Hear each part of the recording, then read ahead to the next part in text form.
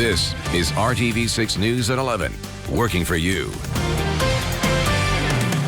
And good evening to you here at 11 o'clock. I'm Mark Mullins. Amanda has the evening off. We start tonight with Storm Team 6 Chief Meteorologist Kevin Gregory tracking fading showers moving through central Indiana. Kevin? And fading is the word, and we needed a break. Some of the rain came in a very short period of time. This is the Windsor Park neighborhood near east side of Indianapolis.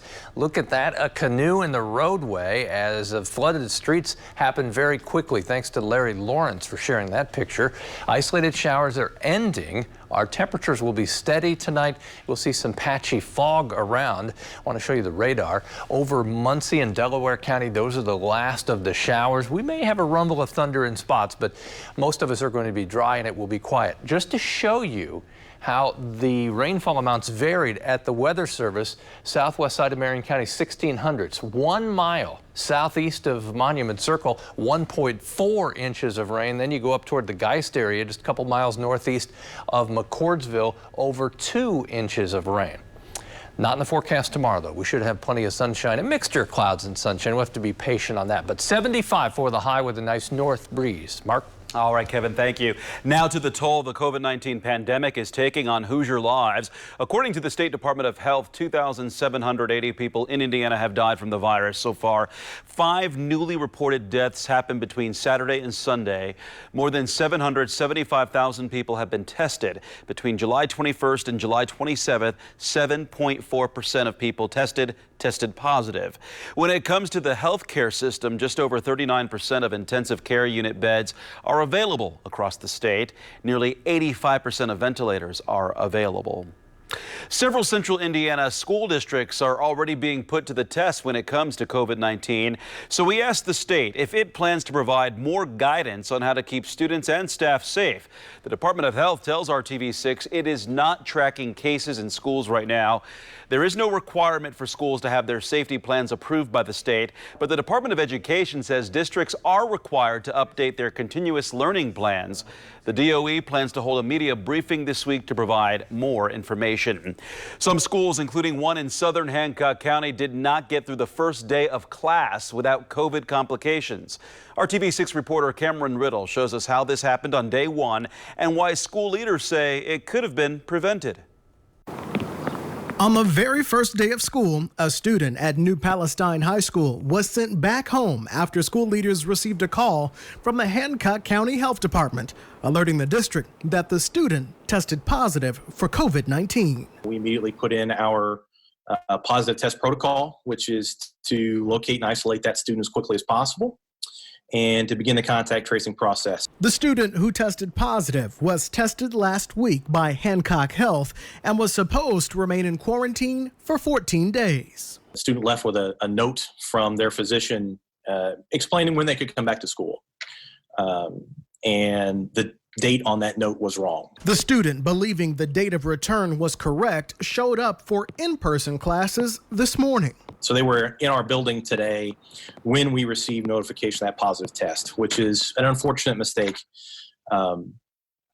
because this obviously could have been prevented. Wes Anderson is the Director of School and Community Relations for the Community School Corporation of Southern Hancock County. He says it is unclear when the student learned of their positive result, but when the school district learned about it this morning, they immediately notified close contacts of the student and sent them home for the next 14 days too, per guidance of the Indiana State Department of Health. Anderson says parents are the last line of defense for checking a student's health in hopes of stopping coronavirus from arriving at school. Yeah, it's going to be a team effort for us this year, and really need our parents to make sure that their kids are healthy when they're coming to school. We believe in our plan in terms of stopping and slowing the spread of COVID-19 at school. But we're leaning heavily on our parents to make sure that that's happening at home as well. Cameron Riddle, RTV6. The school district says it uses assigned seating charts for contact tracing. The Community School Corporation of Southern Hancock County assigns seats in classrooms and common areas, including in the cafeteria, library, and on the school bus. You can read the full joint statement from the school district and Hancock Health explaining what happened today on the IndyChannel.com. Over the weekend, we learned a member of New Pal's high school football team also tested positive for COVID-19. It was before classes resumed, but the team started optional summer practices last month. Other members of the team and their families were notified. We told you last week a student at Greenfield Central Junior High School in Hancock County also received a positive test result on the first day of school. Officials there also used seating charts to identify who came into close contact with the student. RTV6 spoke to the superintendent about what leaders learned from the early setback. Contact tracing requires a lot of time. Think about that from one case for a student that was with us for part of the day. Think about what that would look like on a day where you may have 2 or 3. Superintendent Dr. Harold Olin says if the district's attendance rate drops below 90%, leaders will meet with the local health department to discuss moving to full e-learning. Fall sports will be played after all in Washington Township. This morning, the school board voted in favor of allowing students to resume athletics. The reversal comes nearly 2 weeks after a woman whose son plays soccer at North Central shared concerns about the original decision to scrap sports. According to the resolution passed today, Marion County Public Health Department guidance must be followed even if it's different than IHSAA guidelines. The district will not provide transportation for practice, and athletic schedules cannot interfere with e-learning schedules. Washington Township started school last week completely virtual.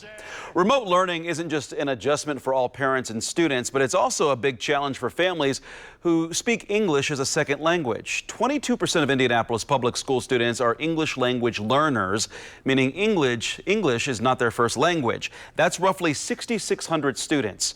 RTV6's Cornelius Hawker explains how IPS plans to meet the need of all their students. I feel for the families who have only speaking Spanish household parents. Carla Perez knows how hard it can be on some kids to try and continue speaking their first language at home while speaking English in school. At home, I always got in trouble for speaking English. We were supposed to speak only Spanish. Now that she's a mom, she understands how her parents felt, even though she's more prepared to help her kids than they were to help her. I myself have a hard time helping my kids with their homework. Only for the fact that even though I speak English, I went to school, I graduated from college, they have changed things so much. That's why she hopes someone with Indianapolis Public Schools is working on a way to help out families who speak English as a second language. For our English language learners, there are still requirements that we have in terms of communication with them, assessments, support services that they get during class that we're still obligated to make sure we're meeting. Superintendent Alicia Johnson is assuring parents they're doing everything they can to make sure all students have the best opportunity to learn, taking into account those who speak English as a second language. Lessons learned in the spring that we can now apply to move forward in the fall. As kids get ready to start school in 2 weeks, Carla has this message of encouragement for her community. Mi gente latina de mi comunidad, quiero que ustedes no se sientan solos. Busquen en Facebook si me necesitan a mí. O sea, hay muchos programas afuera que pueden ayudar a usted y a su familia. Working for you, Cornelius Hawker, RTV6. IPS Superintendent Alicia Johnson says the district is in the process of developing programs to fill the different needs of students like English language learners. Because this is such a huge task, they're open to community member suggestions and offers of help. Student safety unrelated to COVID-19 is also a priority across Indiana. More than 200 law enforcement agencies will conduct extra patrols over the next few months along bus stops and routes. Officers will be on alert for dangerous driving, including stop arm violations. State lawmakers increased the penalty for stop arm violations last year after a 2018 crash in Fulton County. 3 kids were killed while crossing the street to get on their school bus. After years of discussions, studies, and pilot programs, some IMPD officers are now wearing body cameras. The process started today. The department hopes to train and outfit 10 officers per day. They are starting in the East District. The cameras zip into the officer's uniform so they can't be knocked off, and they will automatically start recording whenever an officer is dispatched to a call, turns on their lights and siren, begins running, or reaches for a weapon on their holster.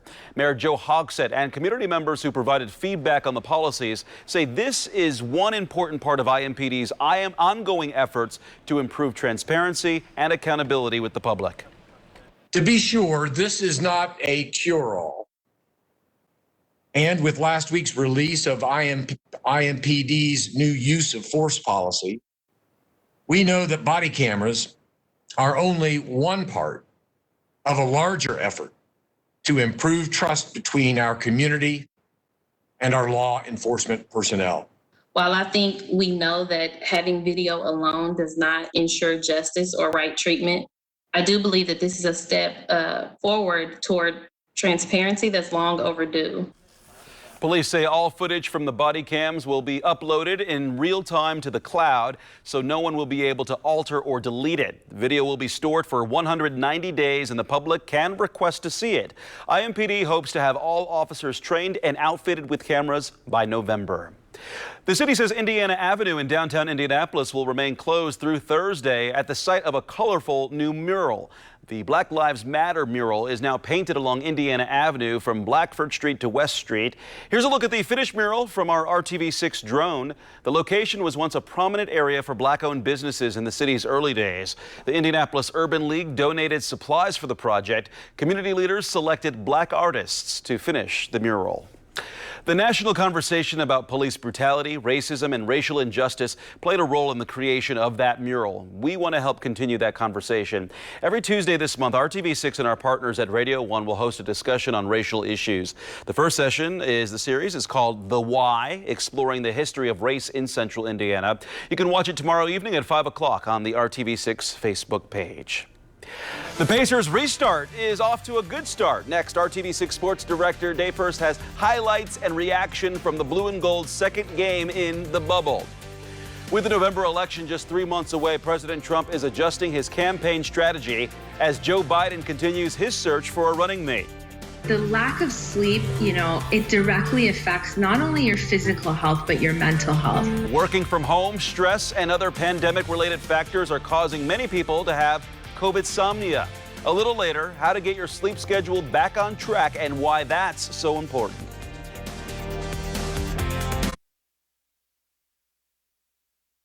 This is RTV6 News at 11, working for you.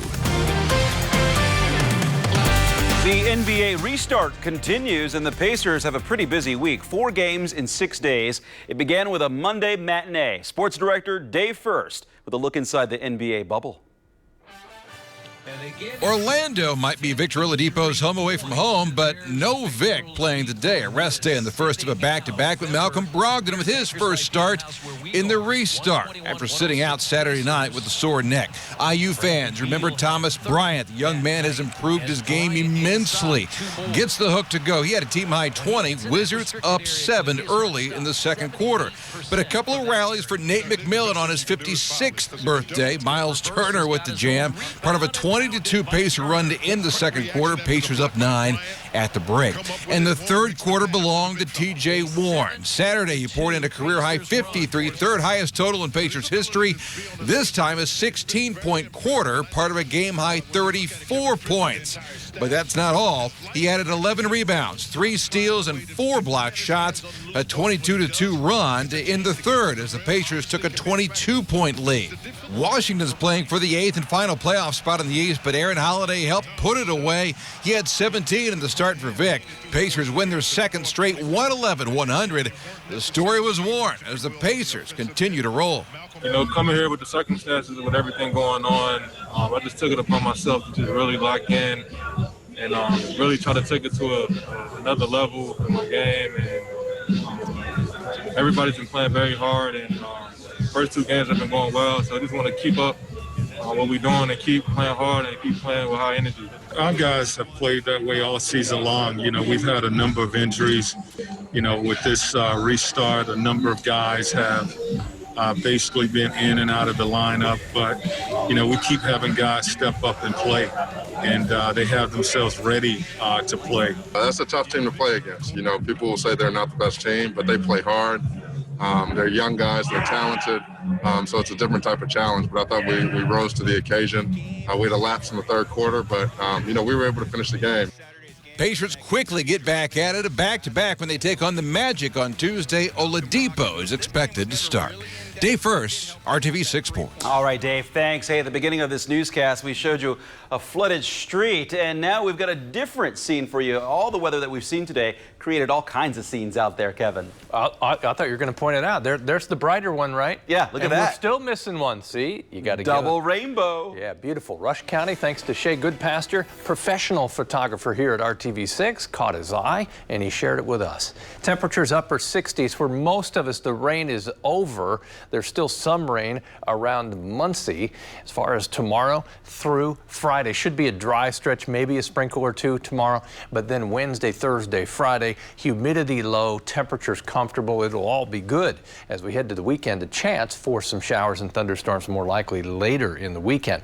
Here's the temperature trend. That's what I mean by comfortable. In the 70s, an un-August-like start with temperatures well below the average of 84. We put all the energy and talk into high temperatures so often. Look at the lows. You'll have the windows open and enjoy some fresh air. 53 Wednesday morning. That's Indianapolis. We'll wait and see. Maybe an outlying area could get into the upper 40s. Well, it is now Hurricane Isaias. About ready to make landfall anytime. The center should come into North Carolina. It's not far from Wilmington now. They had Cape Fear, gusts to 93 miles per hour near there with sustained winds of 72. During the day tomorrow, this will spin right up the East Coast. As that happens, eventually everything will start to be able to move from west to east once the impact there from Isaias is out of the way. High pressure will clear our skies, bring comfortable temperatures for a couple of days in the 70s like tomorrow. And temperatures with the north wind will feel a little cooler. That north wind 10 to 15 with some higher gusts. We're dropping the humidity as we go through the day. Wednesday, more consistent sunshine start to finish. We'll call it mostly sunny, about 76 for the high temperature. Some spots to the north, low to mid 70s. Again, these are base temperatures from which we gradually warm up as we move toward the weekend. Temperature Thursday, 79. We step into the low 80s on Friday. The wind direction starts to change by then, and a southwest wind will carry temperatures back and above average by the end of the weekend. 86 Sunday. The chance for thunderstorms Sunday, 30%. A little better chance on Monday for thunderstorms, 87 degrees, and we come all the way back from a morning low mark of 53 Wednesday to a morning low Monday of 70. Each 7 day usually has something for everyone in there. A lot of variability. This one does not fail either. All right, Kevin, thank you for that. Election day is in 3 months. Today, President Trump's campaign started airing new ads in key states with early voting, and the clock is ticking for Joe Biden to announce a running mate. ABC's Mary Alice Parks has the latest on the race for the White House. It's crunch time for the former vice president. Joe Biden has just 2 weeks before his Democratic convention, which means he has to name a running mate. Democrats say that they are most concerned about finding someone who could help Joe Biden govern should they take the White House. No one knows the job better. Now former Vice President Joe Biden is on the verge of deciding which woman he wants by his side. Biden committed to naming a woman as his VP pick. Lately, he's faced a growing push to make history and choose a woman of color. I am not committed to naming any but the people I've named, and among them there are 4 black women. The waiting game has had its drawbacks for Biden. Congresswoman Karen Bass now acknowledging a lesson learned on her previous Cuba policy, while fellow Californian Senator Kamala Harris has faced stories about her own perceived shortcomings, too. Meanwhile, the Trump campaign Monday rolled out new ads in key states with early voting, like Arizona and Florida. The ads claim Biden would raise taxes, but sidestep any mention of the coronavirus pandemic. The Trump campaign saying they are adjusting their strategy as millions of Americans will likely cast their votes well before November. We want more debates. We want debates starting sooner. First debate scheduled for September 29th. By that time, 16 states will already have been voting. Several states hold primary elections this week, including key battleground states like Arizona and Michigan. And those elections could tell us a lot about what to expect for the presidential. Voters had to request absentee ballots ahead of time, and a lot of people did just that. Both Arizona and Michigan have seen a huge uptick in early voting and mail-in voting. Mary Alice Parks, ABC News, Washington. This is RTV6 News at 11, working for you. If you're struggling to make ends meet as the pandemic continues, you are not alone. The Rebound Indiana is connecting you to resources. Prairie Farms will be donating milk tomorrow afternoon from 1 to 4 at the Hancock County Fairgrounds. If you can't make it, there will be another giveaway on Wednesday the 19th from 8 a.m. to noon. This is video from a Prairie Farms donation event held in June. And this Thursday, families can stock up on food at a mobile pantry at Anthem headquarters in downtown Indianapolis. Fresh fruits, vegetables, meat, and other staples will be distributed from 10 to 2. Anthem teamed up with Gleaners Food Bank for this event. Food insecurity is a problem for an estimated 1 in 5 Hoosiers during this difficult time, according to advocates. The pandemic is leaving many people exhausted, making it difficult for them to rebound.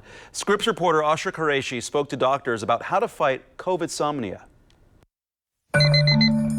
No morning commute, nowhere to drop the kids off.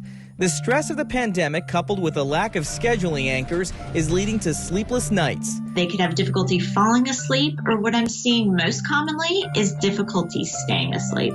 Dr. Kathy Goldstein is an associate professor of neurology at the University of Michigan, specializing in sleep disruption.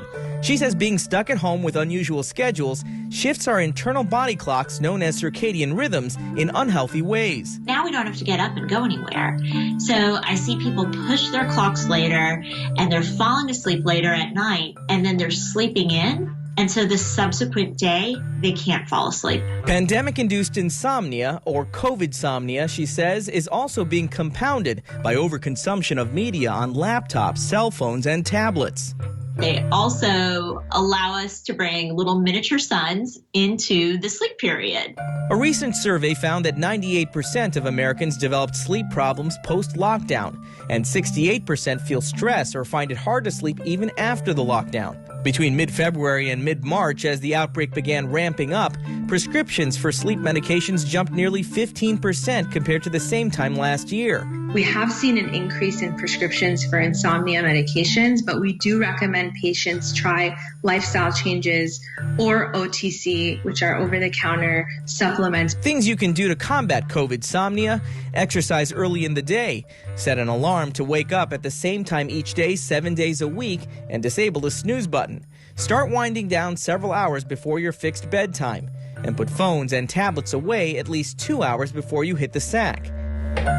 One other tip Dr. Goldstein recommends is using amber blue blocking lenses to help with screens and energy-efficient bulbs that emit blue spectrum light. So by putting on those glasses 4 hours before bedtime, you're getting rid of that circadian disrupting light. So that's a huge help. Experts say sleep is even more essential while trying to confront the COVID-19 pandemic. The lack of sleep, it directly affects not only your physical health, but your mental health. I'm Asha Qureshi reporting.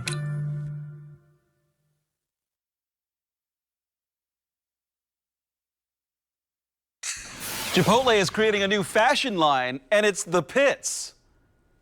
Clothes from the new brand will be dyed with leftover avocado pits in an effort to help the environment. Get it? All right, the company says about 300 million pits from avocados at Chipotle restaurants usually end up in landfills every year. The clothing line will include t-shirts, sweatshirts, tote bags, jean jackets, and more.